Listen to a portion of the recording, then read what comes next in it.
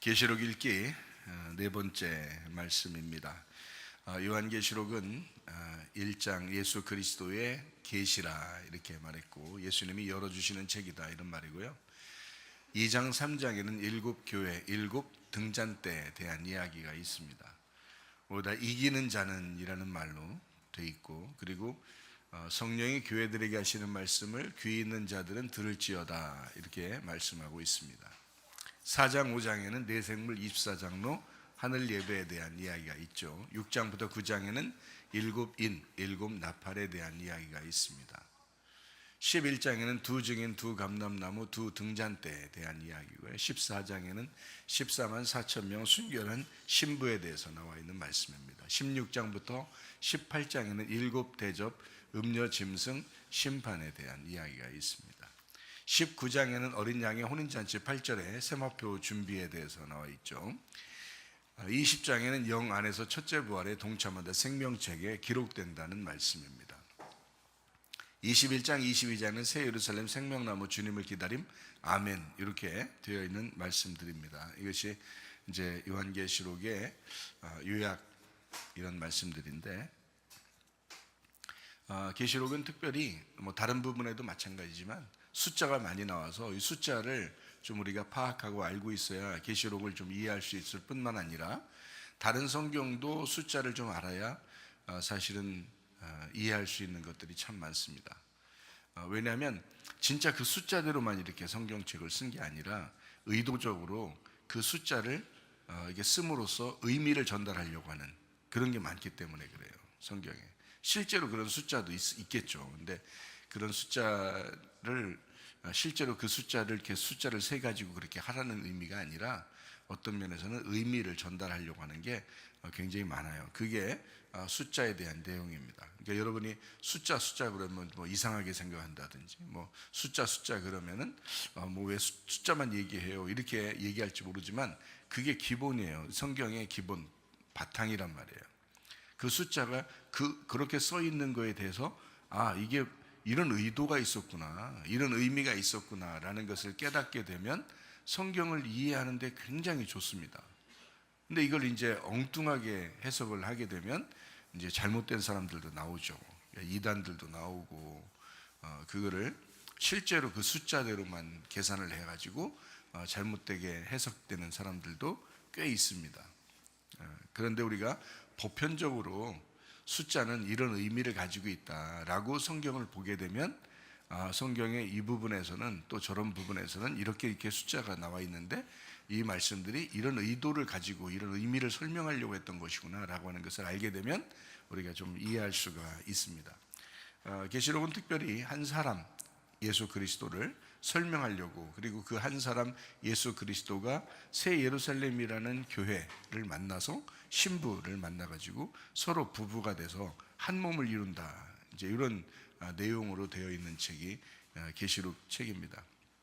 그러니까 앞에 있는 부분들을 다 요약하면서 마지막에 이제 설명을 하는 그런 내용들이니까, 신랑 신부에 대한 이야기, 그리고 성전과 새 예루살렘, 그 아들 되신 예수 그리스도와 새 하늘과 새 땅, 이렇게 설명을 하는 그런 내용들이에요. 그러다 보니까 새 예루살렘이 이제 어떻게 이루어졌는지, 그 새 예루살렘이 이루어지려면 앞에 있는 부분들을 제거해야, 그러니까 잘못된 부분들을 제거해야 새로운 하늘, 새로운 땅이 되니까 앞에 있는 것들을 제거해서 새로운 걸 만들려고 하는 거란 말이에요. 그러면 여러분 자신을 스스로 생각해 봐요. 여러분 자신이 이렇게 있는데, 자기는 태어날 때부터 여전히 자기인데, 문제는 우리가 이제 나라는 내가 하늘나라에 올라가야 된단 말이에요. 만약에 주님을 만나서 천국 가야 된단 말이에요. 그러면 나는 똑같은 나인데 어떻게 돼야 되는 나네 이 말이에요. 그래서 이걸 바뀌어서 이제 하나님을 만나고 올라간다라는 그런 개념을 알게 되잖아요. 그러면은 내가 어떻게 뭘 바뀌어야 되는 거냐, 이게 도대체 몸이 바뀌어야 된다는 거냐, 우리가 지금 어디를 바꿔야 된다는 거냐, 이제 이런 얘기거든요. 영혼이에요, 영혼. 우리 영혼이 새로운 영혼이 된다, 이런 거거든요. 새로운 영혼이 된다 그러면 이제 신부가 되는 거예요. 그러니까 그걸 새 예루살렘이라 그러는 거죠. 그러니까 옛날 예루살렘이었던 내가 새 예루살렘으로 바뀌었다, 영혼이 새로워졌다는 거예요. 그러니까 요 새로워진 거를 갖다가 새날을 맞이했다, 뭐 우리가 설날을 맞이했다, 새날을 맞이했다, 내일을 맞이했다, 그게 다 카이로스라는 시간 안에 들어가 있는 거예요. 그게 영적인 시간이거든요. 그러니까 내가 이제까지 오늘까지 살아왔는데 내일을 살아간다는 거예요. 그러니까 내일이 또 내가 내일 가면 또 오늘이잖아요. 근데 오늘을 날마다 사는데 그게 내일의 삶이라는 거죠. 그래서 오늘을 그냥 내 거로서 살아가면 오늘을 내 삶을 살아가는데, 오늘 사는 내가 내일을 살아가면 내 게 아니라 내일 거니까 하나님 거란 말이에요. 그래서 내가 살아가는데 하나님 거를 살아가는 거니까 새로운 나를 살아가는 거잖아요. 그러니까 내가 오늘 살아가는데 새로운 나를 살아가고 있다, 이렇게 되는 거죠. 그러니까 그걸 뭐라고 하느냐, 새 예루살렘을 살아간다, 이렇게 말하는 거죠. 그러니까 결국에는 내가 오늘을 사는 내가 내일이라고 하는 하나님을 살아간다는 것이 새 예루살렘을 살아간다는 뜻이에요. 그러니까 하늘나라에 올라가서만 새 예루살렘이 있는 게 아니고 여기에서 새 예루살렘이 있다는 거예요. 그걸 교회라고 그렇게 말한 거죠. 그러니까 오늘을 여전히 살아가고 있는 세상 사람들로서 우리가 살아가는데, 교회 오면 이게 오늘의 삶이 아니고 내일의 삶을 살아가는 거예요, 이게. 그러니까 이게 내일이라는 것이 영적인 하나님의 날이에요, 내일이라는 게. 그러니까 오늘의 양식은 내일의 양식이 돼야 되는 거죠.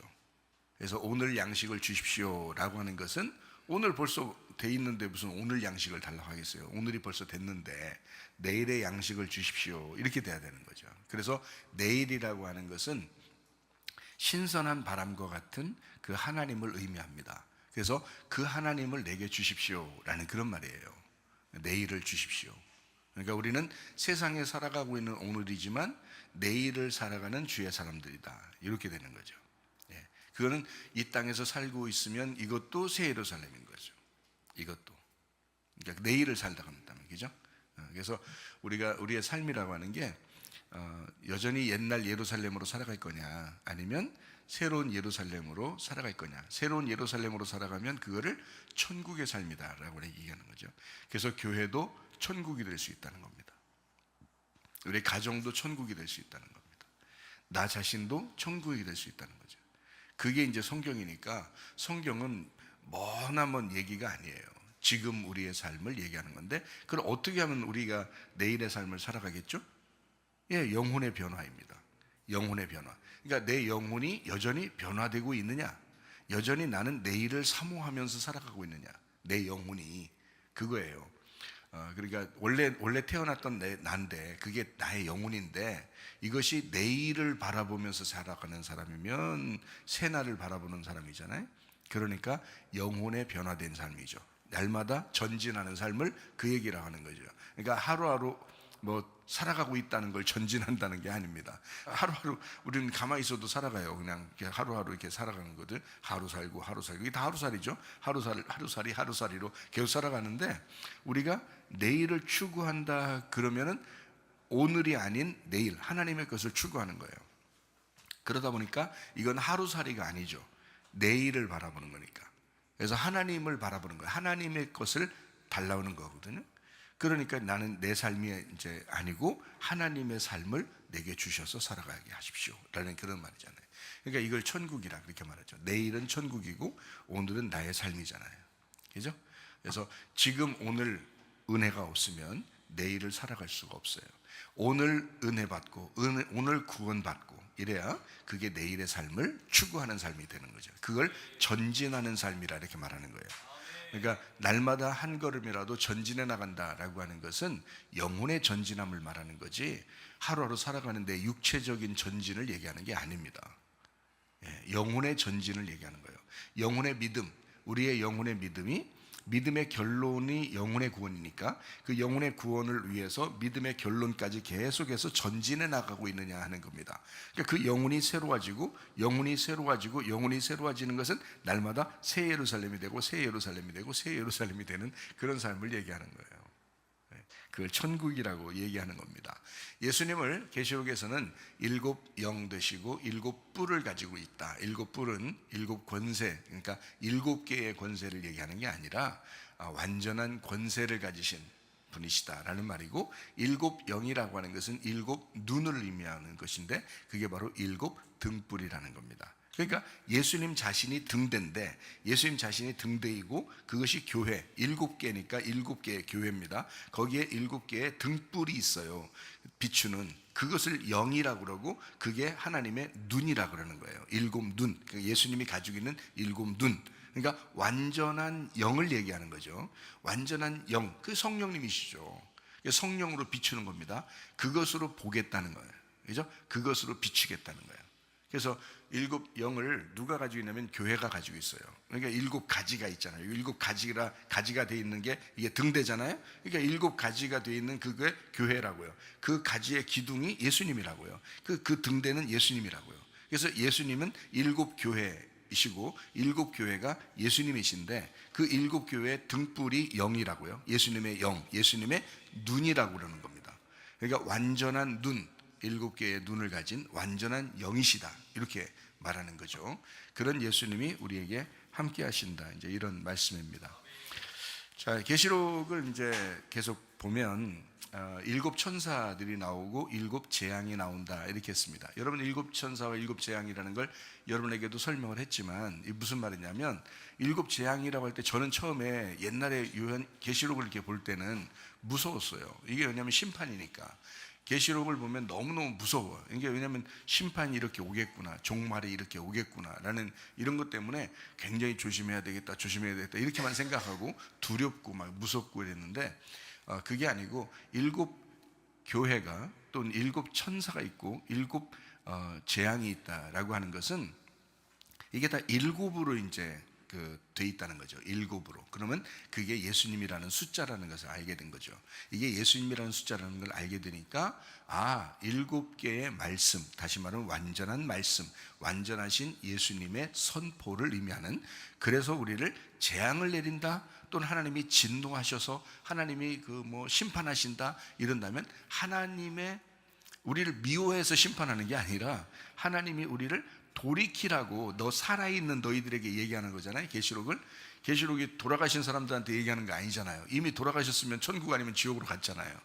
그 사람들한테 얘기하면 이게 무서운 심판이 되지만, 지금 살아있는 사람한테 얘기한다는 것은 사랑하는 아들에게, 사랑하는 자식들에게 하나님께서 징계함으로써 돌아오게 하는 목적을 가지고 있단 말이에요.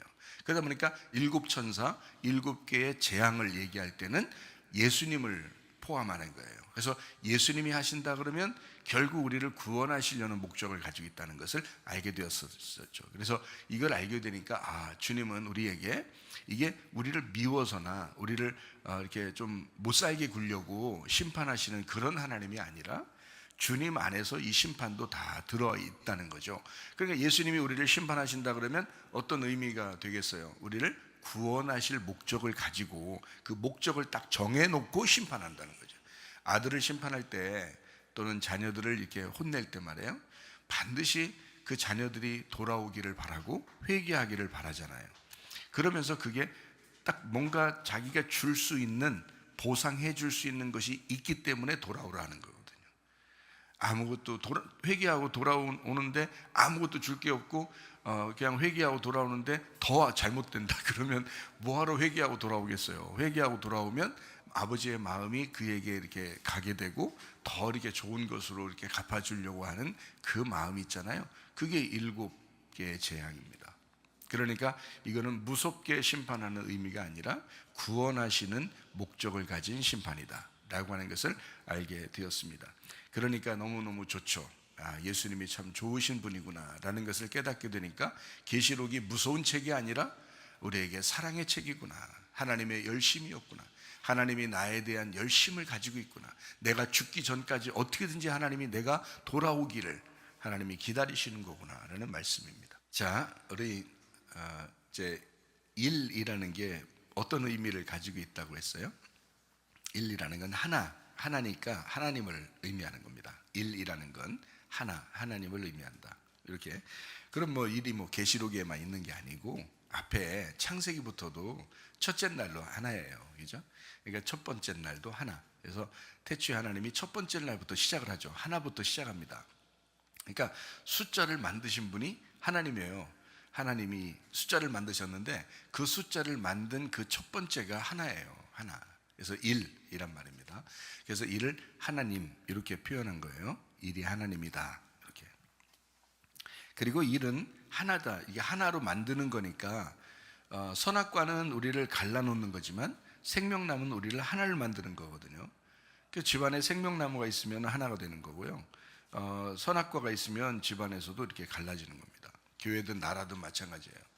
다 둘로 갈라지면 선악과고요. 하나로 합쳐지면 생명나무가 되는 것이죠. 서로 화해하고 화목하고 평화하고. 예수님이 십자가 못 박혀 돌아가시고 부활하시고 난 다음에 제자들에게 나타나서 뭐라 그래요? 너희에게 평강이 있을지어다 라고 하는 건 평화라는 그 단어가 에이레네라는 단어라고 했잖아요. 근데 그게 연합한다, 결합한다라는 단어예요. 결합한다, 연합한다, 하나가 된다. 부부가 둘인데, 부부가 남자 여자 이렇게 둘인데 이게 하나로 결합된 거예요. 그걸 하나라 그렇게 말하는데 이걸 뭐냐면 부부가 둘로 떨어져 있었던 남녀가 딱 합쳐져 가지고 부부가 됐다. 이거를 뭐라 하냐면 평화가 되었다 이거예요. 평화가 되었다. 화목하게 되었다라는 그런 말이에요. 그러니까 하나가 되었다. 이게 생명나무거든요. 그러니까 이거를 예수님의 평화다. 그래서 예수님이 그거부터 얘기하는 거예요. 부활하시고 난 다음에 너희에게 평강이 있을지어다 라고 말하는 건 너희가 서로 연합하고 하나가 되어라 이런 말이거든요. 자, 자기가 죽었다 부활했으니까 자기 안에서는 다 하나야 이렇게 된 거죠. 이게 생명나무를 얘기하는 겁니다. 한 말씀, 한 하나님이야. 한 하늘과 땅이다. 그래서 태초에 하나님이 천지를 창조했다라고 할 때도 천지, 하늘과 땅인데 그게 원래 한날에 같이 창조돼요. 그것은 하나라는 걸 말합니다. 그 하나라는 걸 말할 때 저는요 굉장히 놀랐어요. 이게 하나라는 걸 말할 때. 왜 그러냐면 이 하나라는 게 굉장히 왜 놀랐냐면 이거예요. 하늘과 땅이 어떻게 하나가 될 수 있어요? 말이 안 되죠. 하늘은 하늘이고 땅은 땅이잖아요. 그래서 이걸 딱 나누는 것이 선악과인데 나누면은 하늘이 좋은 거고 땅이 나쁜 거가 되는 거거든요. 그럼 이건 언제 그렇게 되는 거냐면 선악과 먹으면 이렇게 갈라져요. 선악과 먹으면. 근데 선악과 먹기 전에는 하늘과 땅이 같은 거예요. 그래서 하늘이 땅이고 땅이 하늘이에요. 이러면은 그 사실만 깨달아도 굉장히 놀라죠. 왜 굉장히 놀라는 거냐면 이 말씀이 하늘은 하나님을 의미하는 거고요. 땅은 나를 의미하는 거거든요. 근데 하늘과 땅이 하나님하고 나하고 전혀 떨어졌어요. 선악과 먹었으니까 떨어졌죠. 이걸 분리됐다, 이걸 죽었다 이렇게 표현해요. 근데 하나님이 우리를 보실 때 뭐라면 하늘이 땅이야, 땅이 하늘이야 라고 하면 하나님이 내 안에, 내가 하나님 안에 이렇게 되는 거예요. 그러니까 이게 같은 날 창조된 하나가 되는 거거든요. 이게 참 놀라운 일이거든요. 그걸 이제 뭐라 그러냐? 자, 부부가 둘이 됐는데 남녀가 따로 떨어져 있는데 남녀가 하나가 됐다 그러잖아요. 그러니까 부부라고 그랬잖아요. 근데 서로 하나가 됐다는 거예요. 부부가 이게 결합하고 하나가 됐다. 이렇게 되면 이게 얼마나 놀랄 일입니까? 서로 하나라는데 전혀 다른 건데 하늘과 땅이 전혀 다른 건데 이게 서로 하나라는 거예요. 부부라는 거예요, 이게. 그래서 서로 우리는 하나야. 뭐 당신이 나고 내가 당신이야. 이렇게 되는 거는 이 땅에서는 도저히 이해가 안 되는 말들이거든요. 근데 영적으로는 이해가 돼요. 그래서 영을 이렇게 딱 생각을 해보면 영을 생각해보면 말씀이 영이니까 영을 생각해보면 이해가 돼요, 이게. 그래서 하늘과 땅이 하나다. 하나님하고 나하고 하나가 되었다. 이게 결혼이거든요. 그게 천국이에요. 그게 완성인데 그거를 만들려고 성경책을 쓴 거예요. 그걸 만들려고. 그러니까 우리가 하나님하고 나하고 떨어져 있는데 이걸 둘이를 합치려고 성경책을 쓴 거라니까요. 세상에. 그러니까 그게 그렇게 중요한 이야기인데 이게 이제 잘 안 느껴지죠. 하나님은 하나님이고 나는 나라고 느껴지니까 그런 거예요. 근데 사실은 내가 하나님 안에, 하나님이 내 안에 들어오는 거예요. 이게 뭘로 들어온다? 성령님으로 들어오잖아요. 근데 나도 예수님 안에 들어가 있잖아요. 하나님 안에 들어가 있다고요. 그러니까 하나님 안에 들어가 있다, 하나님이 내 안에 들어왔다. 그럼 이게 둘이 같이 있으니까 둘이 하나. 이건 사람의 몸으로 따지면 안 되죠. 몸으로 따지면 우리 그냥 부부라고 하고 하나라고 하자 이렇게 말로 그런 거지 실제로는 안 되는 거거든요. 근데 하나님은 가능하다고요. 왜냐하면 영이기 때문에 가능해요. 영이기 때문에. 그래서 성경은 영적인 책이니까 영 안에서는 그게 가능하게 된다는 거죠. 그걸 뭐라 그러냐? 이렇게 하나 된 거를 그걸 천국이라 그러는 거예요.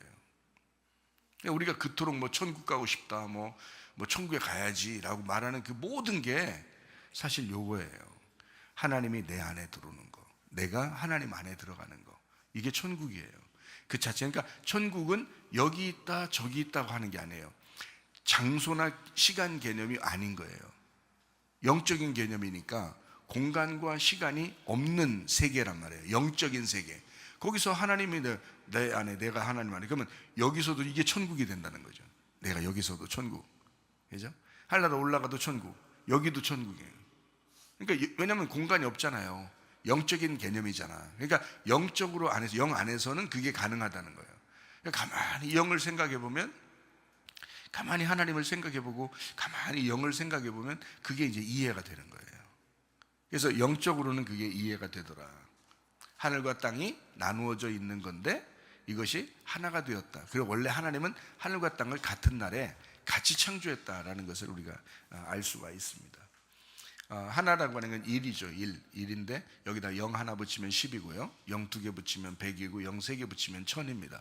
천이라고 하는 게 하나님을 의미하는 그게 하나예요. 그래서 천이 하나예요. 그래서 성경적으로는 천년이 하루 같다, 하루가 천년 같다라고 하는 말이 뭐 그런 말이 있어 라고 하지만 이거는 날짜 개념을 얘기하는 게 아니라 천이라는 하나님을 얘기하는 거거든요. 천이라는 하나님을 알게 되면 우리가 이런 그 글자를, 또 성경의 글자들을, 이 숫자들을 알게 되면 이건 뭐 어려운 말이 아니에요. 어려운 말이 아니라 천년이라는 어마어마한 완전한 날이 하나의 날이고요. 그 하루, 나의 하루가 그 천년이 되는 거예요. 그래서 천년 왕국이 하루고 하루가 천년 왕국이에요. 그게 하나님을 얘기하는 거예요. 천년도 하루도 하나님을 의미하는 것입니다. 그러니까 이 하나님 안에 우리가 있다. 이게 다 모두 다 1로 시작하잖아요. 그러니까 1도 1, 10도, 100도, 1000도 다 1로 시작한다고요. 그러니까 하나님으로 시작하는 숫자다라고 하는 것을 이야기하는 거거든요. 자, 이것을 분리하고 싶어 하는 게 누구냐면 사탄이에요. 사탄이란 단어를 여러분이 좀 알아야 되는데, 사탄이란 단어가 막 뿔 달리고 막 이런 무서운 이런 얘기가 아니에요. 성경에서는 사탄이란 단어를 하나님하고 반대편에 서 있다 하는 것을 사탄이라고 그래요. 하나님하고 반대편에 서 있다. 그러니까 하나님을 마주보고 있다 하는 것을 사탄이라고 그럽니다. 여러분, 우리가 하나님 안에 들어가 있으면은 하나님의 자녀고 하나님 안에서 삶이에요. 에덴 동산의 삶이라고요. 근데 사탄의 꼬임을 받아서 선악과를 먹자마자 어떻게 돼요? 하나님하고 대적하는 자가 된단 말이에요. 그게 뭐냐면 하나님을 맞서서 있다는 거죠. 이렇게 하나님하고 또 분리가 된 거예요. 그러니까 맞서게 된 거죠. 이렇게 두 개가 된 거란 말이에요. 이거를 사탄이라 그렇게 말하는 거예요. 그러니까 아담과 하와를 꼬신 자도 사탄이고 그 선악과를 먹은 자도 사탄이 되는 거예요. 그러니까 뱀의 자녀죠. 그러니까 이거를 이제 바꾸려면 어떻게 되면 그 뱀의 자녀로 오신 예수님이 죽으셔야 돼요. 그래서 죽어야지 이쪽을 없애버리고 이제 하나님만 남아야 되는 거예요. 그래서 하나가 되는 거거든, 다시. 그러니까 선악과 먹고서 하나님하고 분리가 되었다, 하나님으로부터 끊어졌다, 죽었다. 근데 이제 이 사람이 하나님 안에 하나 되려면 죽으면 가능한 거고 죽지 않으면 불가능한 겁니다. 그래서 성경에서는 죽음이 곧 회개요, 죽음이 곧 구원이다라는 겁니다. 자, 그래서 이제 선악이라고 하는 이 둘이라고 하는 게요, 하나에서 하나가 더 생기면 그게 둘이에요. 하나에서 하나가 더 생기면 원래 하나만 있어야 돼요. 에덴 동산 안에서 하나님 안에 있는 하나님 안에서 하나만 있어야 되는데 이 선악과를 먹는 순간 선과 악으로 딱 나누어져서 여기 먹는 순간 이렇게 둘로 돼요. 그래서 그걸 분리라고 얘기하는 겁니다. 이 분리된 것을 증언해야 된다. 그래서 이 둘로 분리된 것을 설명해 주러 다니는 사람을 증인이라고 이렇게 말하는 거예요. 증인. 그래서 너희가 성령을 받고 권능을 받게 되면 증인이 될 것이다 라고 얘기하는 게 그 둘을 설명할 수가 있게 될 것이다 라는 얘기예요. 그 둘을 설명하게. 그러니까 둘을 경험해 본 자가 하나인 하나님을 만났어요. 그러면 이게 둘을 설명할 수가 있게 된다는 거죠. 근데 이미 둘이 된 사람들은 서로 설명을 못해요. 자기가 둘인 상태니까 설명을 못해요. 둘을 경험한 사람이 하나님을 만났더니 이 사람이 성령을 받고 권능을 받았어요. 그랬더니 이 둘을 설명할 줄 알게 됐더라 이거죠. 그래서 둘을 설명한다. 그래서 그걸 증인이라 그래요. 그래서 증인은 둘씩 나가서 증인하게 돼 있다. 그래서 분리, 증인. 그래서 둘이라고 하는 것 얘기하는 건데요. 이 둘이 하나다, 원래 하나였어 라는 걸 설명하고 그 하나가 둘로 되었는데 우리가 또 여전히 하나가 돼야 돼 라는 것을 둘을 하나로 하나를 둘이었다라고 하는 것이 설명하는, 그 둘이 하나다. 남편과 아내가 둘이었는데 이게 하나야. 아버지와 아들이 둘이라고 하는 건데 이걸 하나야 라고 설명하는, 그 하나님 안에서 둘이 나왔어 라는 이 얘기죠. 둘이 나왔어, 그 말은 하나가 나왔어. 그래서 그 하나가 나하고 마주보고 있는데 이 마주보고 있는 것이 다시 하나님에게 돌아와야 돼 라는 그런 말씀들이 이제 성경의 말씀이거든요. 그래서 위물 아랫물이라고 했죠. 하늘과 땅 설명했습니다. 그래서 두 말씀이라고 합니다. 이걸 선악과 생명나무라 그렇게 말해요. 율법과 은혜라고 말하고 가인과 아벨이라고 말하는 것입니다. 두 증인, 두 감람나무, 두 등잔대라고 둘이라는 걸 앞에다 일부러 쓰는 이유가 있어요. 그게 바로 증인이기 때문에 그렇습니다. 그래서 이 땅에 예수님으로 오신 분도 두 감람나무죠. 이분이 두 감람나무로, 그리고 이 땅에 교회가 세워진 우리 교회도 두 등잔대가 되는 것입니다. 그러니까 예수님도 증인으로 오신 거고요. 우리도 이 땅에서 증인이 되는 거죠. 그래서 주님의 증인이 되려면 다 둘이 돼야 된다. 뭘 설명하려고요? 그 분리된 둘을 설명하는 거예요. 그래서 사탄은 원래 하나님 안에 있어야 되는데 이게 나오면 사탄이 되는 거고 들어가면 이제 하나님이 되는 거예요.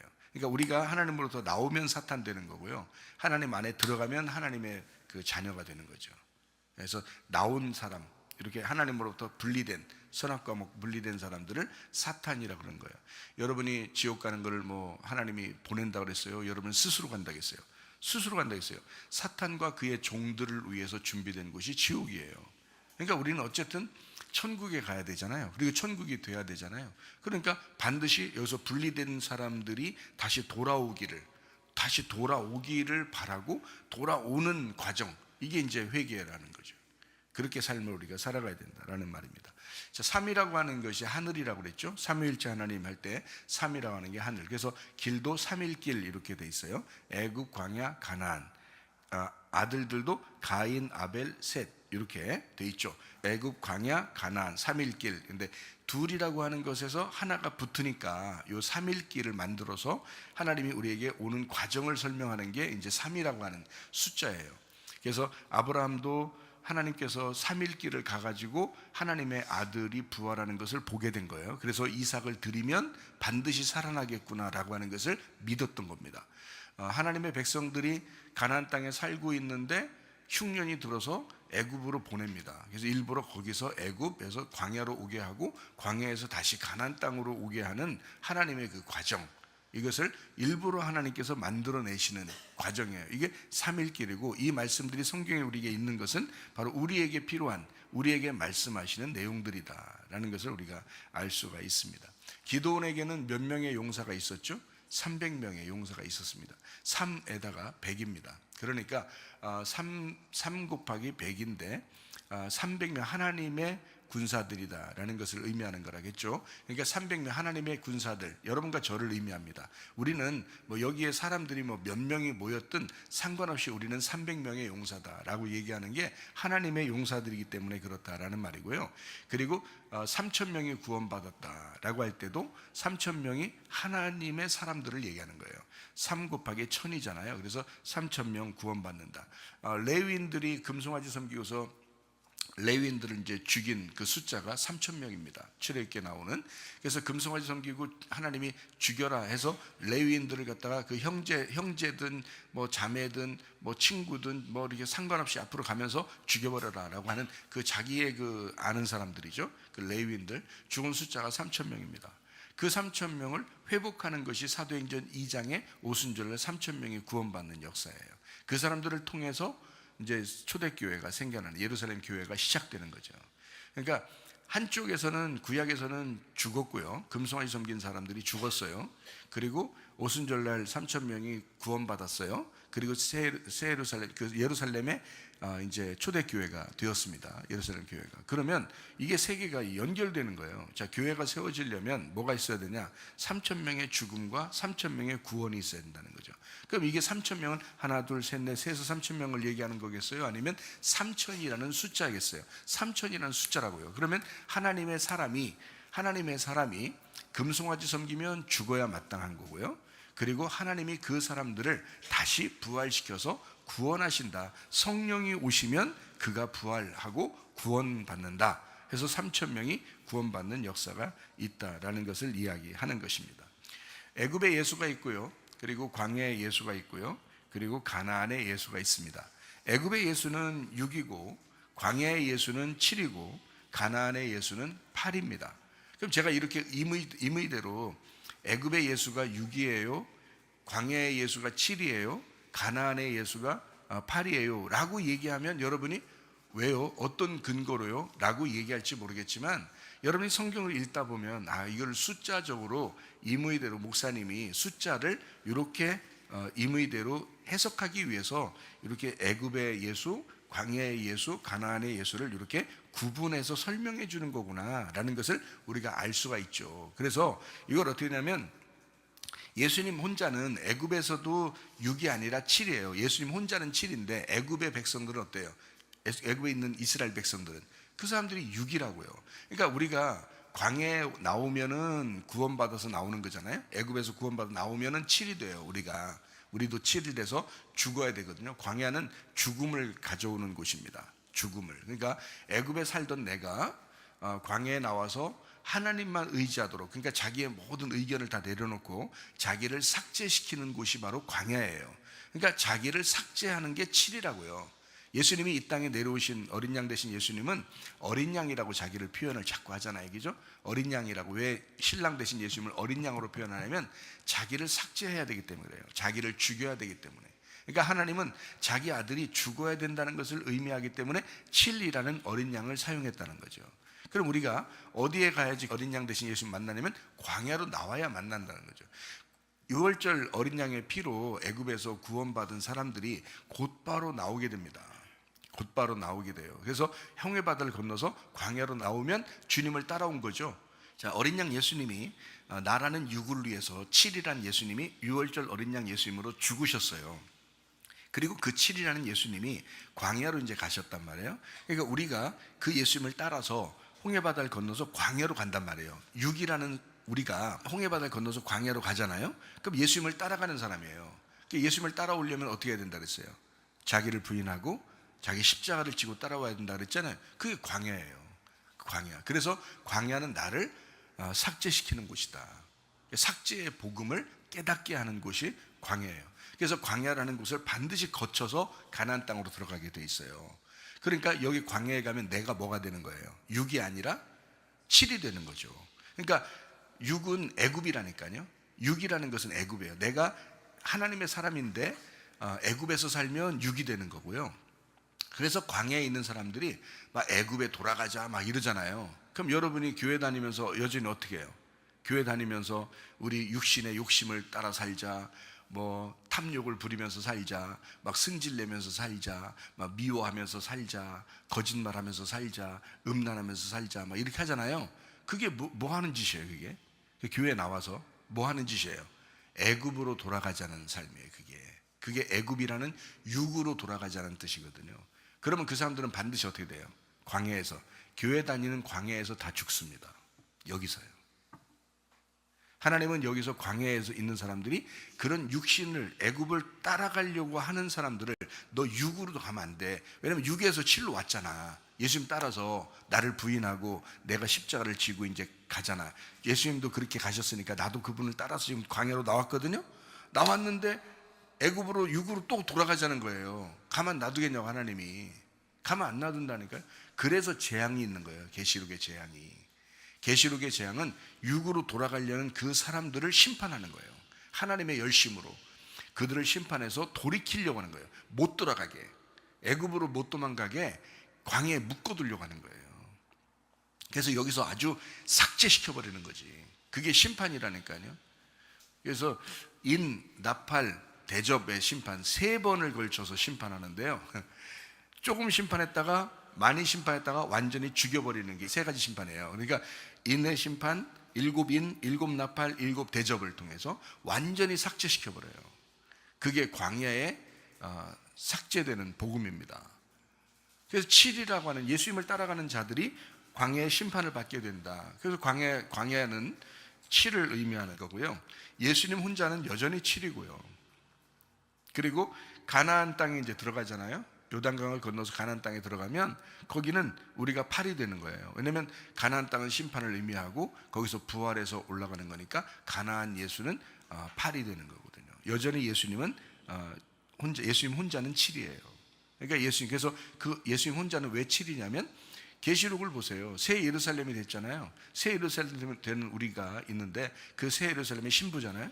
근데 신랑이 뭐라고 했어요? 어린 양이라고 했잖아요. 어린 양, 성전이라고 그러죠. 왜 그러냐면 우리를 위해서 죽으시는 어린 양을 얘기하는 거잖아요.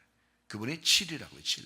그래서 어린 양으로 이 땅에 오시고 그분이 어린 양으로 죽으시고 그분은 그 어린 양으로 우리에게 신랑이 되신다는 거죠.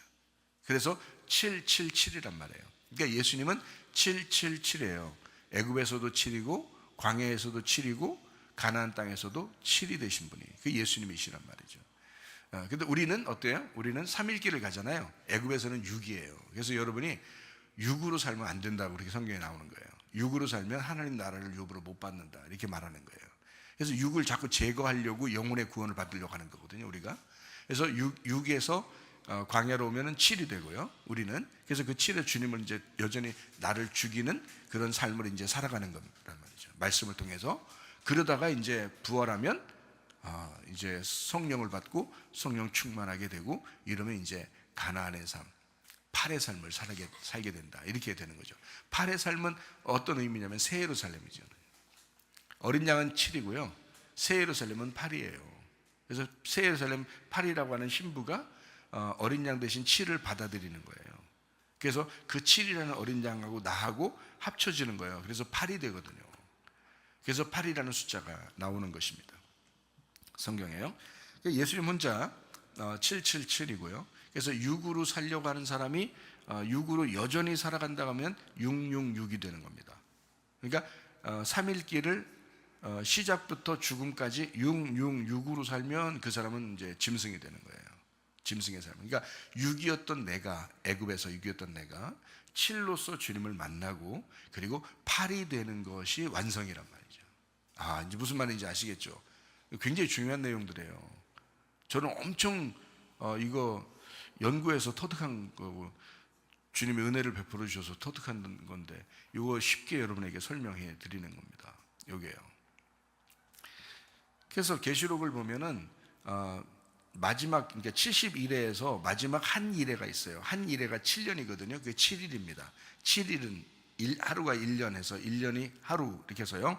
7일이 7년입니다. 그래서 7년이라고 하는 게 7일이거든요. 그래서 이걸 딱 반으로 나누면은 3.5, 3.5가 돼요. 3.5, 3.5는 뭐냐면 3년 6개월, 3년 6개월이에요. 예수님이 이 땅에 오셔서 자기 사역을 하신 것이 3년 6개월이에요. 왜 괜히 3년 6개월만 하고 가셨겠어요? 왜 그걸 정해놨겠어요? 다니엘서 9장에 71회에 정해놨기 때문에 그래요. 그래서 예수님이 전반기에 3.5 그러니까 3년 6개월을 일하시고 후반기에 3년 6개월 3.5 3년 6개월을 우리가 주님의 일을 하는 것입니다. 그게 교회 사역이에요. 교회 사역. 그러니까 예수님이 일하신 거를 교회가 맡아서 마지막 하는 겁니다. 지금이요. 그래서 예수님과 교회가 마지막에 증인인 거예요. 이렇게 된 것이 계시록의 이야기입니다. 그래서요 3년 6개월 3년 6개월을 달수로 말하면 뭐라고요? 42달. 자, 이게 계시록에 나와요, 안 나와요? 나오죠. 42달이라는 게 나와요. 그게요 하나님의 심판을 의미하는 거거든요. 그게 42달이에요. 근데 1260일도 나오죠. 42달을 한 달에 30일로 계산해서 42달을 계산하면 1260일이 나와요. 그래서 1260일, 앞에 1260일, 뒤에 1260일. 그러니까 앞에 42달, 뒤에 42달. 앞에 3년 반, 뒤에 3년 반 이렇게 돼요. 이게 앞에 3일 반, 뒤에 3일 반 이렇게 되죠. 그래서 부활도 3일 지나면 부활하잖아요. 그죠? 그러니까 요게 1도 3일 반, 3년 반, 그 42달. 그러니까 하나님이 일하시고 사람들도 심판하시고 사람들 교회도 일하고 이게 이제 다 3년 반으로 3일 반으로 계산을 해놓은 거예요. 딱 반으로 나눠서 그게 마지막에 있을 가나안 땅의 삶이라고요. 가나안 땅의 삶, 그게 7이라고 하는 한 일회를 설명하는 반이라고요. 그게 전반기, 후반기로 나누어서 3년 반, 3년 반, 3일 반, 3일 반, 42달, 42달, 1260일, 1260일 이렇게 되어 있는 숫자입니다. 이걸 알게 되면 이제 성경을 보면서 이게 지금 이 숫자들이 괜히 그렇게 나온 게 아니었구나라는 것을 일관성 있게 하나님은 정해놓고 계시록을 써놨는데 이게 이제 모르면 들쑥날쑥한 거예요. 왜 이렇게 이 말이 이렇게 이만큼 심판하실 건가? 이만큼 뭐 어떻게 하실 건가? 막 이렇게 헷갈려서 진짜 우리가 생각하는 그런 식으로 생각한다고요. 그러면 안 된다고. 그러면 성경을 잘 못 보는 거예요. 요거는 정해진 숫자의 개념입니다. 그래서 제가 정해진 숫자를 여러분에게 지금 설명하는 것은 성경을 이해하기 쉽게 하기 위해서 그렇게 하는 거거든요. 4라는 게 뭐냐면요, 땅의 숫자예요. 3이라는 것은 하나님 숫자라고 그랬잖아요. 그러면 4라는 건요, 땅의 숫자예요. 그러니까 3은 하늘의 숫자, 4는 땅의 숫자 이렇게 돼요. 그러니까 3하고 4, 하늘이라는 3이 땅이라는 4에게 오면 어떻게 되면 7이 되는 거예요. 그래서 예수님이 이 땅에, 하나님이 이 땅에 오셨다, 하늘이 이 땅에 하나가 되려고 오셨다, 말씀이 육신에게 오셨다 하는 것을 합하면 이게 7이라고요. 예. 그래서 하늘이라는 하나님이 예수님이죠. 하나님의 아들 예수님, 하늘이 이 땅에 오셨다, 7이 됩니다. 그래서 7이라고 그런 거죠. 예수님을 왜 괜히 7 그렇게 하냐면 7이기 때문에, 그분의 숫자가 7이라는 숫자예요. 완전하다, 완성했다, 그리고 다 이루었다 할 때, 그래서 안식일도 다 7일로 돼 있잖아요. 창조가 다 끝나면 7일 안식일 되죠. 예수님이 십자가 못 박혀 돌아가시는 것도 안식, 그리고 안식 후 첫날 부활하잖아요. 그러니까 안식이에요, 안식. 그러니까 예수님의 그 죽으심은 유월절과 안식일에 같이 있었다고요. 예수님이 죽으시는 그날은. 그러니까 참 놀랍죠. 그러니까 7이라는 분이 자기가 어린 양으로서 죽으러 오는 것이 여러분에게는 안식이 된다는 거예요. 그래서 병자들을 고치죠, 죽은 자를 살리죠, 안식일 날 막 이렇게 사람들 치료하고 구원하죠. 왜? 자기가 안식이니까. 자기가 내가 죽음으로써 널 살릴 거야 이 말이거든요. 내가 죽음으로써 널 살릴 거야. 그게 어린 양 되신 예수님이에요. 참 눈물겹죠. 예수님의 그 생각, 예수님을 생각하면 눈물겹죠. 은혜를 받으면 그래서 안 울 수가 없어요. 안 울을 수가 없어요. 왜냐하면 은혜를 받으면 그 어린 양 되신 예수님을 깨닫게 되거든요. 놀라운 예수님, 나를 위해서 이렇게 희생하신 어린 양 되신 예수님, 그러면서 참 놀라워지거든요. 그 은혜를 받아보면 이해할 수가 있습니다. 땅이라고 하는 이 사라고 하는 것은요, 밭을 의미합니다. 그래서 네 개, 이렇게 네 개 하면 이렇게 사각형으로 된 밭. 그래서 땅을 여러분이 세모로 이렇게 안 하잖아요. 동그라미로 안 하잖아요. 땅이라는 무조건 네모 이렇게 땅이라고 하잖아요. 그게 왜 그러냐면 그게 밭을 의미하기 때문에 그런 건데요. 이 밭을 의미하는 그 첫 번째 땅이 나오는데 그게 어디냐면 에덴 동산이에요. 에덴 동산. 자, 땅은, 사를 의미하는 땅은 에덴 동산을 의미한다. 그래서 에덴 동산에도 강이 이렇게 네 개로 이렇게 돼 있어요. 그래서 그 일부러 네 개라고 표현을 하는 거예요. 왜냐하면 네 개라고 하는 것을 만들고 거기다가 에덴 동산을 거기서 만들었다라고 하는 것은 일부러 하나님께서 사라고 하는 것을 설명하기 위해서 그런 거거든요. 자, 여러분, 그게 어떻게 우리가 이제 이해할 수 있냐면 이렇게 되는 거예요. 사라는 걸 여러분이 이해하려면 이렇게 되는 거죠. 이 사라고 하는 숫자를 그렇게 하나님이 계획하셨다면 뭔가 성경에 의미가 있을 텐데 라고 생각할 수 있겠잖아요. 그죠? 그래서 가만히 생각해 보세요. 하나님이 이렇게 계획해가지고요, 이 땅에 그대로 집을 지어라 라고 하는 게 모세에게 명령했을 때는 그게 뭐예요? 성막입니다. 성막을 이 땅에다 하나님의 계획대로 지으라 그랬어요. 그게 그 성막이 동그랗게 생겼어요? 세모나게 생겼어요? 네모나게 생겼을까요? 네모나게 생겼습니다. 네모나게 이렇게 딱 이렇게 만들어야겠어요. 그 왜 그럴까요? 그게 에덴 동산을 설명하는 거예요. 밭을 설명하는 거기 때문에 그렇습니다. 그러니까 이게 하나님의 밭이에요. 하나님의 에덴 동산이라고요. 이게 성막이란 말입니다. 그리고 이제 다윗에게 하나님이 명령해서 성전을 네 아들이 솔로몬이 짓게 될 것이다 라고 해서 그 재료를 준비하라고 할 때 그 설계도를 하나님이 가르쳐 주셨어요. 다윗에게 뭘 지으라고요? 성전을요. 그래서 성막과 성전입니다. 성막은 좀 작은 거고요. 이게 확장돼서 다윗 시대에 큰 성전을 이제 짓게 되고 그게 솔로몬이 지은 성전이 되는 거죠. 그러니까 이게 이제 확장된 거죠. 이게 확장. 그러니까 교회도 이렇게 확장되잖아요. 그런 것처럼 이 확장된 거예요. 그러니까 성막도 성전도 다 네모나게 계시는 거예요. 하나님이 무슨 뭐 설계를 따르게 멋있게 더 못해서 그런 게 아니라 이걸 사라고 하는 땅을 설명하려고 하기 때문에 그렇습니다. 여러분 마음은 뭐겠어요? 그러니까 마음은 숫자로 말하면 사예요. 마음의 밭이거든요. 그럼 마음의 밭은 뭘 설명하려고 하나님이 그러겠어요? 땅을 설명하려고 하는 거예요. 마음의 밭은. 그러니까 이 마음의 밭에다가 땅에다가는 밭이니까 뭘 심어야 되겠죠. 그래서 말씀을 들으라는 거예요. 말씀을 들어서 이 너의 마음밭에 마음으로 하나님을 알아라. 마음으로 하나님을 받아들여라는 게 그 씨를 받아들이라는 뜻이에요. 하나님의 말씀이라는 씨를 네 마음밭에 받아들여라라고 하는 거거든요.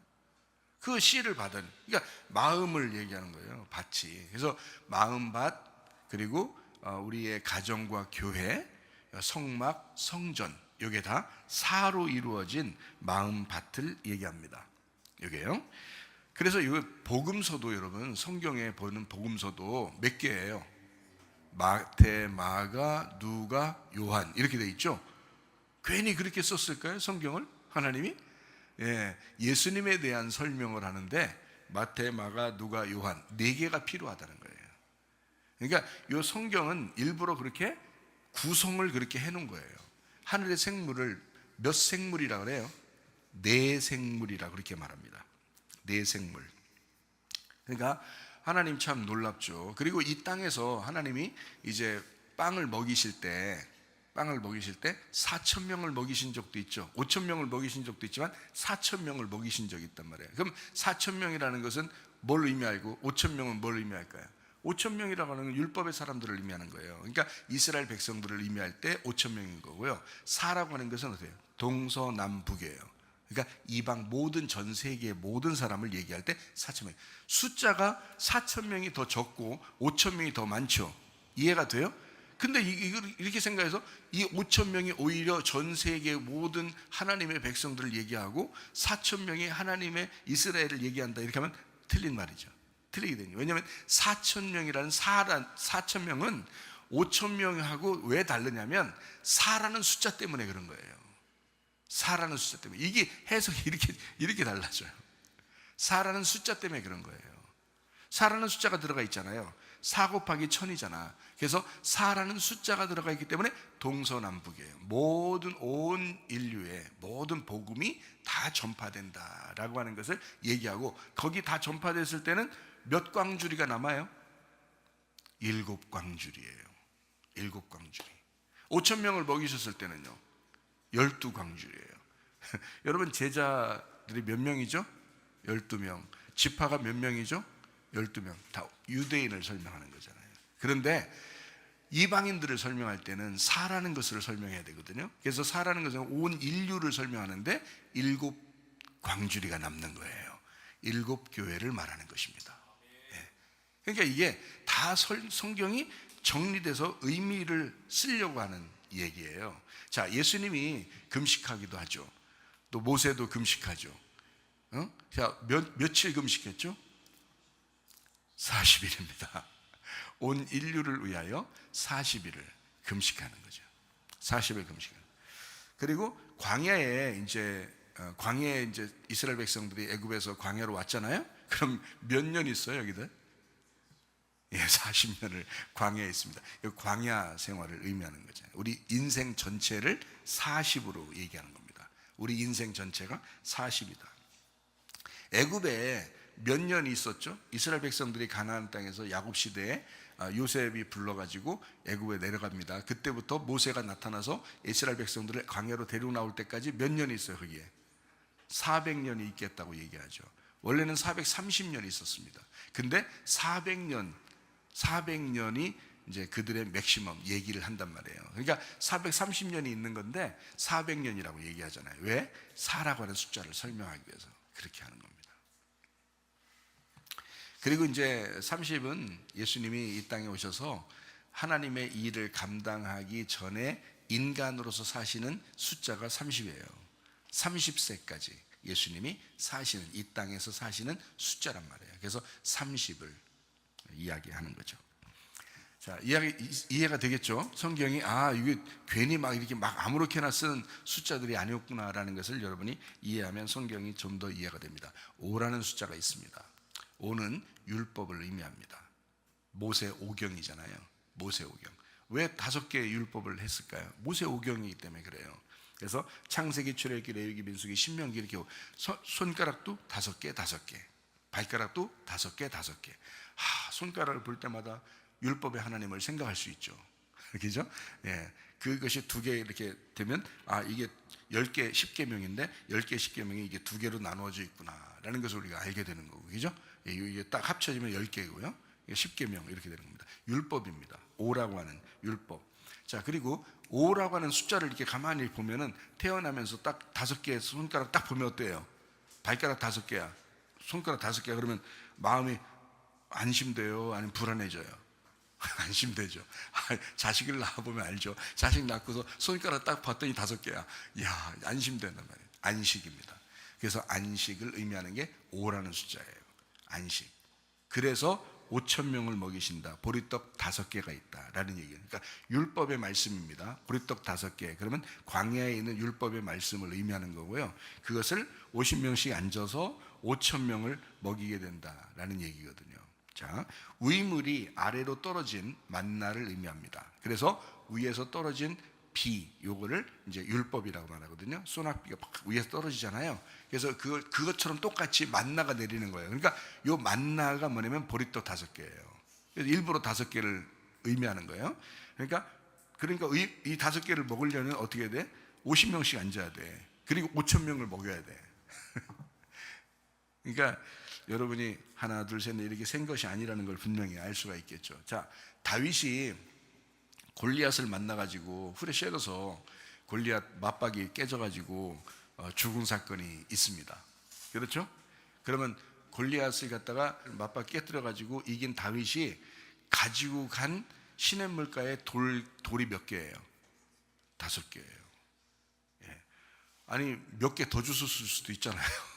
아니면 덜 주고, 원래 어차피 한 개로 멸망시키는 건데 뭐 5개를 일부러 가져요. 그러니까 5개, 매끄러운 돌 5개. 왜냐하면 5이라는 숫자가 어떤 의미를 가지고 있다 그랬죠. 그래서 하나님의 안식. 그러면 하나님의 안식이, 이 어린 다윗이 이거 돌 5개, 그것도 매끄러운 돌을 이제 가져왔단 말이에요. 매끄러운 돌은 겸손을 의미합니다. 왜냐면은 교회 다니면서도 사람들이 이렇게 여러 사람이 같이 있잖아요. 그러니까 부딪힌다고 이렇게. 가정에서도 이렇게 서로 부딪히죠. 교회에서도 서로 부딪히죠. 나라도 보세요. 얼마나 부딪힙니까? 이렇게 부딪힐 때 이게 매끄러운 돌이 되거든요. 그게 겸손입니다. 하나님은 겸손한 자에게 은혜를 베푸시거든요. 교만한 사람은 하나님이 대적하십니다. 그러니까 삐죽삐죽한 돌을 하나님이 사용하지 않습니다.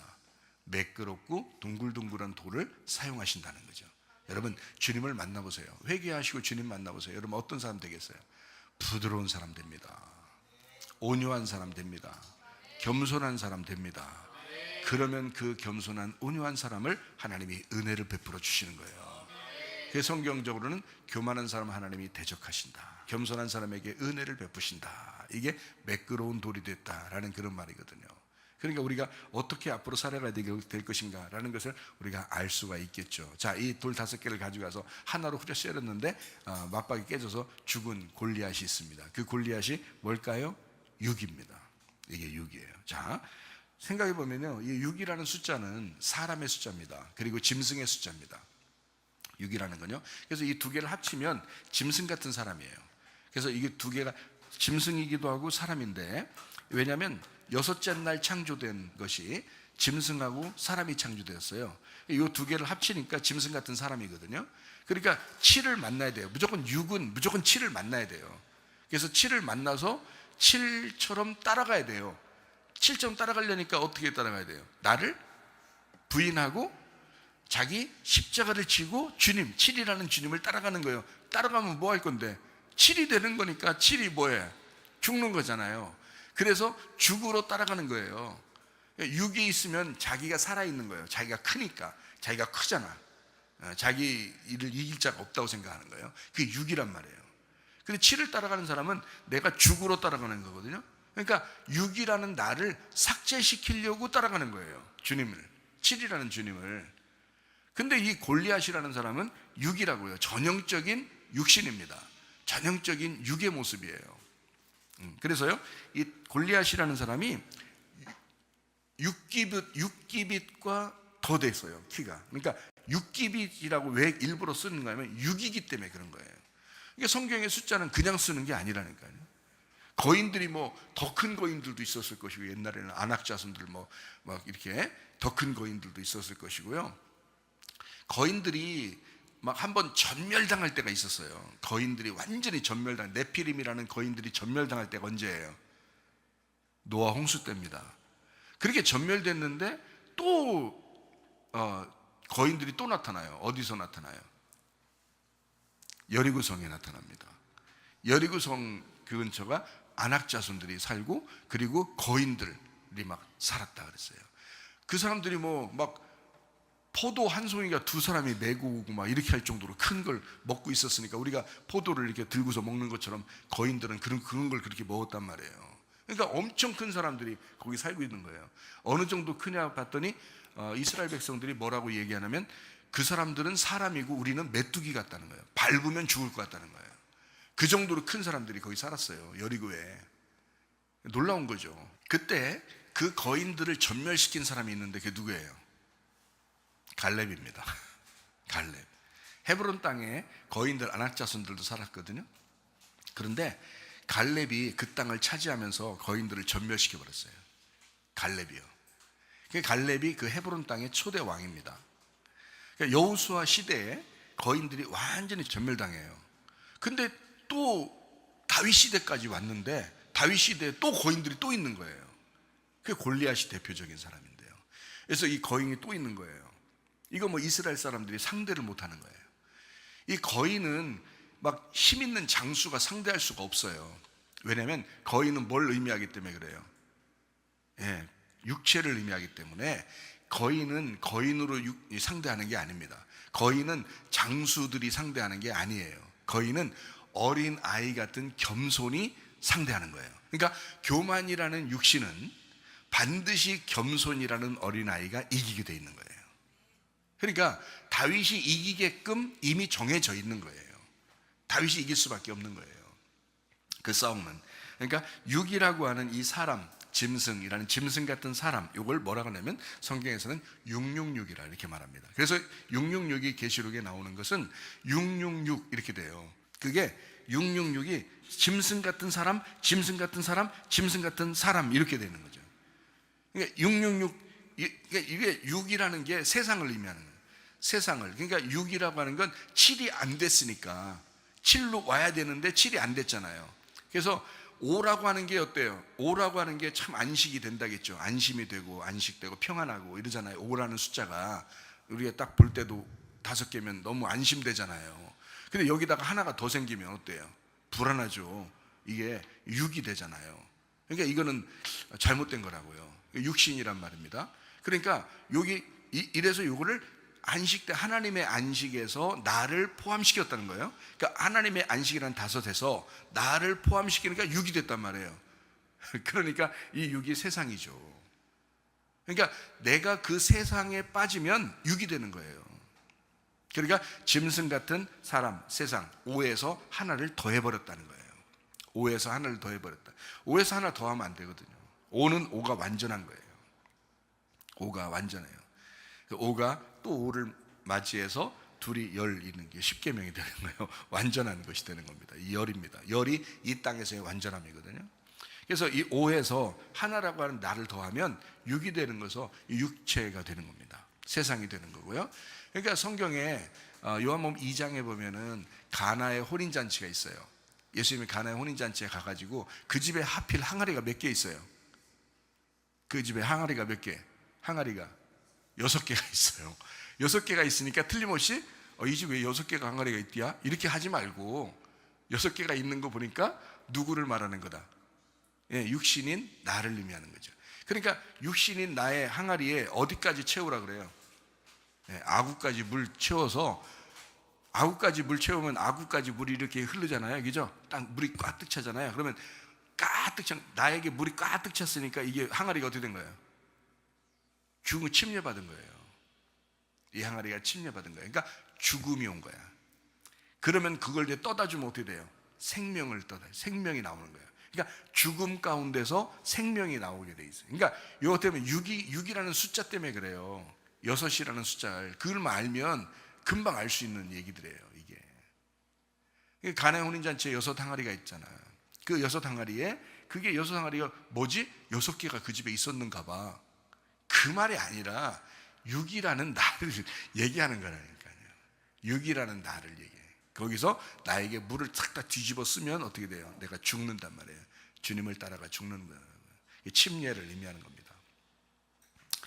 그래서 이제 생명이 나오는, 그래서 6 항아리가, 또 이제 요한복음 4장에 보면은 남편이 몇 명 있는 여자가 나와요. 사마리아 여자가. 남편이 6명이죠.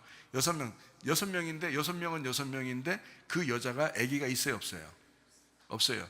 자녀를 못 낳았어요. 6명 정도 남자를 만날 정도면 자녀가 분명히 있어야 되거든요. 근데 예수님도 그렇고 이 여자도 그렇고 딱 뭐만 얘기했어요? 여자는 남편이 없습니다라고 얘기했고, 예수님은 너는 남편이 6명이야. 5명이 있었는데 하나가 더해졌어. 그래서 6명이야라고 6명이야라고 한 게 아니라 5명이 있는데 집에 또 하나 있어, 이렇게 얘기했죠, 예수님은. 그러니까 이게 더해지면 된다겠어요, 안 된다겠어요? 안 된다겠잖아. 자, 광야에 와서 율법의 말씀으로 네가 살아야 되는데 애굽으로 다시 돌아가려고 한다는 거예요. 이게 6이라는 말이에요.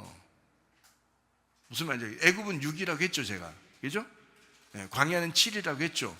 가나안 땅은 8이라고 했죠. 이렇게 봐야 되는데, 이게 균형이 안 잡히니까, 말씀이 균형이 안 잡히면, 이게 이제 이 6 남편이 이제 그냥 여자가 굉장히 좀 문란하고 이게 좀 이게 경거망동하고 사람이 좀 이게 이래서 남편이 6명이 있었는가 보다, 이렇게 얘기한다니까요. 저 그렇게 얘기하는 사람도 들었어요. 그건 전혀 안 맞는 얘기예요. 그런 말이 아니에요. 이거는 율법을 아는 여자, 이 여자가 하나님을 아는 여자예요. 광야에 나온 여자라고요.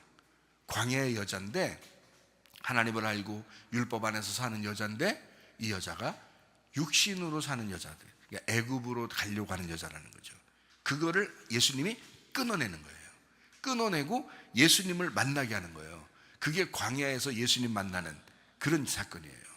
그러니까 우인물이 이제 덮쳐서 그 여자를 심판하는 거죠. 그래서 자기는 위에 있는 물인데 생명수로 너에게 생명의 물을 주려고 왔다, 이렇게 말하는 거잖아요.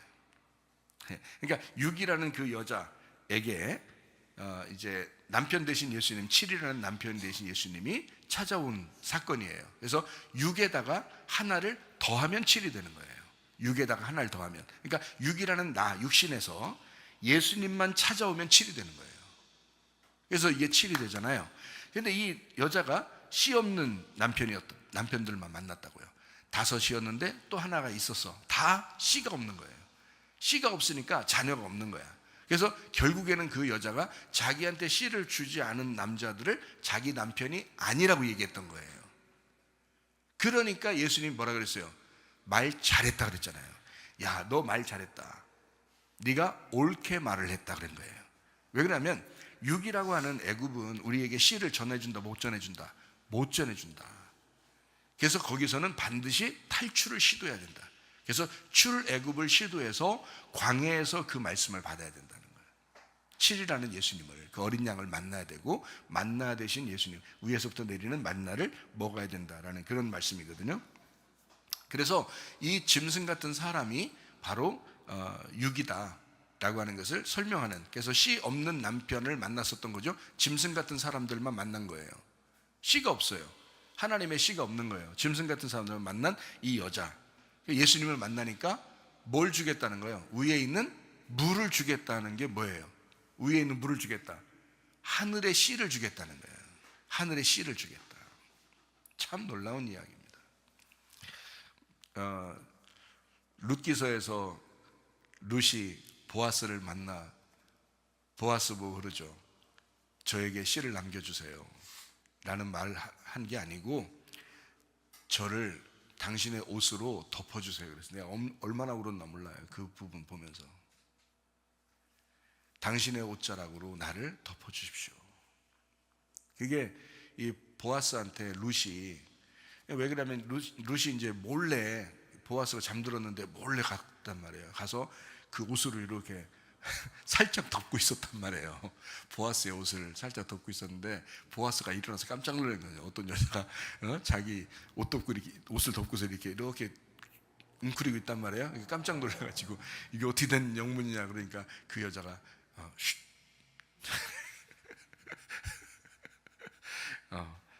당신의 옷으로 나를 덮으시고 가만두세요 이런 거죠. 그게 이제 뭐냐면요, 하늘의 씨를 내게 주십시오. 나는 자식이 없습니다. 나는 씨가 없습니다. 그런 거거든요. 막 너무 눈물 나는 거예요. 그 애틋한 그 둘의 그 대화가 너무 막 눈물이 나요. 근데 예수님도 이 사마리아 여자에게 만났어요. 그 사마리아 여자가 자기 남편이 없어요 라고 얘기해요. 그러니까 자식도 없는 거죠. 그때 그 예수님한테 뭘 요구하는 거겠어요? 알죠, 예수님이. 네가 씨를 받기를 원하는구나. 내가 너에게 하늘의 물을, 그 생명수를, 그 씨를 너에게 주는 거야. 그 주러 온 거야, 내가. 그래서 예수님이 사마리아 여자를 찾아온 거죠. 사마리아 여자가 예수님 찾아간 거 아닙니다. 사마리아 여자는 원래 우물의 아랫물을 뚫어오던 사람이었어요. 씨 없는, 그러니까 남편들만 만나러 오는 그 여자였어요. 이 땅의 남자들만. 그런데 하늘의 씨가, 하늘의 남편이 온 거예요. 하늘의 씨를 전달해 준다고. 그 생명수를 너에게 줄 거야. 놀래 자빠지는 거죠, 이 여자가. 이건 정말 눈물 나는 이야기입니다. 그 여자에게는 진짜 생명수인 거죠. 그게 생명수예요. 그런 놀라운 여사가 6이라는 그 여인에게 7이라는 예수님이 나타나서 만들어 주시는 역사였다라고 하는 것을 이야기하는 거죠. 그래서 아래에서 올라오면 아랫물이잖아요. 그게 아랫물을 여전히 뜨고 있는 여인이에요. 그래서 아랫물로 마시고 있었다라는 그런 거거든요. 그게 뭐예요? 아랫물을 뜨고 있었던 여자, 애굽의 지식으로 살고 있었던 여자다 이 말이에요. 애굽의 지식으로, 그러니까 육으로 살고 있었던 여자다. 그리고 이제 다윗 시대에도 6발가락, 6손가락이 있는 사람이 있었어요. 그게 거인들이에요. 근데 그것도 역시 짐승 같은 사람을 의미하는 거예요. 그러니까 짐승이죠. 6규빗 골리앗도 마찬가지고요. 그리고요, 보세요. 자, 이것만 이야기하고 마치도록 하겠습니다. 애굽에서 6인데 여러분 광야 교회에 왔어요. 그런데 여전히 6으로 살아요. 그리고 요단강 건너서 심판을 건너가지고 가나안 땅에 들어갔는데 거기서 아간처럼 여전히 육신의 것을 사모하며 살아요. 그러면 애굽에서도 6이고 광야에서도 6이 되고 가나안 땅 들어가도 6이 되는 겁니다. 그게요. 가나안 땅 들어가면 끝나는 게 아니에요. 아간이라는 사람 있잖아요. 그 육신의 욕심을 가진 거, 탐욕을 가진 거거든요. 거기서 죽임당해요. 그 죽임당하는 그 골짜기가 아골골짜기라는 거죠. 그러니까 이게 애굽에서도 6이요, 광야에서도 6이요, 가나안 땅 들어가서도 6인 사람들은 이렇게 되는 거예요. 자, 출생할 때도 6으로 태어났어요. 그럼 우리가 7로 와야 되거든요. 그리고 부활해서 8로 가야 되잖아요. 그런데 출생할 때도 6이요, 그리고 살아가는 성장 배경도 6으로 살아가요. 그리고 죽을 때도 6으로 죽어요. 이거는 666입니다. 그 사람이요. 성경의 666은 계시록에서 정확하게 딱 666이라고, 이거는 짐승의 숫자다, 사람의 숫자다라고 이야기하는 것은 짐승 같은 사람을 의미하는데요. 그게 태어날 때, 그리고 성장할 때, 죽을 때도 6으로 살아가는 사람을 666이라고 하는 겁니다. 애굽에서, 광야에서, 가나안 땅에서 여전히 육으로 살아가는 사람들이 있다. 자, 여러분, 오늘은 우리가 광야에 와 있는 교회 생활을 하고 있습니다. 그럼 여러분, 여기에서 육으로 생활할 것이냐, 아니면 우리에게 진정한 설날을 맞이해서, 진짜 새로운 날을 맞이해서 우리가 7인 예수님을 따라가 팔로 부활할 것이냐, 그렇게 살아가는 여러분 되시기를 바랍니다. 우리 한 목소리로 기도하겠습니다. 하나님 앞에, 하나님, 우리 가정에 여전히 진짜 새롭게 역사하시는 하나님을 만나게 하셔서 우리가 팔의 역사가 부활의 그 인도함 받는 부활의 삶을 살아가는 우리 가정이 되게 해주십시오. 진정한 설날을 맞이하게 해주십시오. 우리의 마음속에 진정한 새해가 있게 하옵소서. 기도합니다. 우리 하나님 아버지, 인도하시고 사랑하심을 감사합니다. 아버지 하나님, 우리의 속에 새로운 날이 오게 하옵소서. 내일을 사모하는 자들 되게 도와주시옵소서. 우리에게 설날이 오게 도와주옵소서. 새해가 오게 도와주시옵소서. 새로운 날을 경험하게 도와주시옵소서. 주님과 함께 동행하다가 주님 만나게 하옵소서. 비염은 떠나갈지어다, 아토피 떠나갈지어다, 위장병 떠나갈지어다, 어지럼증 사라질지어다, 두통은 사라질지어다, 류마티스 관절 떠나갈지어다, 어깨 통증 사라질지어다, 허리 디스크, 목 디스크 떠나갈지어다, 심장병 온전해질지어다, 각종 종양 암도리 떠나갈지어다, 감기 몸살 온전해질지어다, 협착증 사라질지어다, 건선피부 온전해질지어다, 이명은 사라질지어다, 자가면역질환 온전해질지어다, 식금 사라질지어다, 유력의석 떠나갈지어다, 우울증 불면증 환자의 들어온 불안 초도 다 떠나갈지어다, 음란 거짓 도둑질 위험 욕심은 다 떠나갈지어다. 우리 하나님 아버지, 우리의 속에 육신이 제거되게 하시고 나를 삭제하는 복음을 만나 그리스도 예수 안에서 주님을 따라가 주님과 동행하다가 주님 만나게 하옵소서. 예수님 귀하신 이름 받들어 기도 올리옵나이다. 아멘. 주님 감사합니다. 우리 하나님 아버지 함께 하시고 사랑하심을 믿습니다. 우리 하나님 도와주시옵소서. 감사합니다.